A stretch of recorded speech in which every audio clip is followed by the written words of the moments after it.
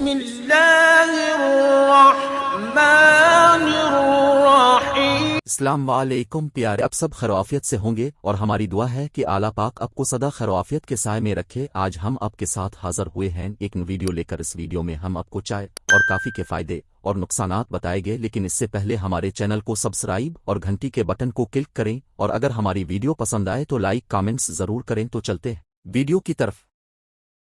چائے یا کافی، دونوں چیزوں کا استعمال انسان تھکاوٹ دور کرنے، نیند بھگانے اور اپنے دماغ کو ایکٹیو رکھنے کے لیے کرتا ہے۔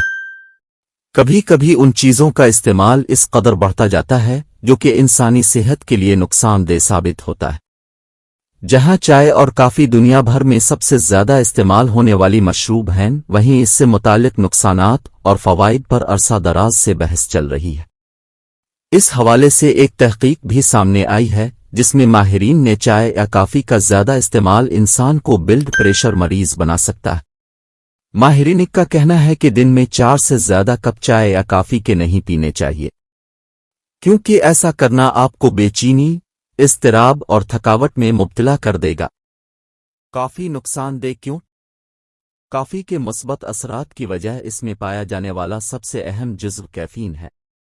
انسانی جسم پر کیفین کے مثبت اثرات کئی تحقیقات کے ذریعے تسلیم شدہ ہیں، تاہم مجموعی طور پر کافی مختلف جزو والا ایک پیچیدہ مشروب ہے، اور یہی مختلف جزو کافی کو فائدہ مند ہونے کے ساتھ ساتھ نقصان دہ بھی بنا سکتے ہیں۔ یعنی کافی کا ایک حد سے زیادہ استعمال آپ کو نقصان پہنچا سکتا ہے۔ چائے کے نقصانات۔ چائے میں کیفین کے اجزاء بھی پائے جاتے ہیں، اور یہی وجہ ہے کہ اس سے عام طور پر چائے کو زیادہ پینے والوں کو پیشاب کی حاجت زیادہ ہونے لگتی ہے، جبکہ چائے آپ کے معدے کو خراب کر کے قبض کا شکار بھی بناتی ہے۔ شکریہ۔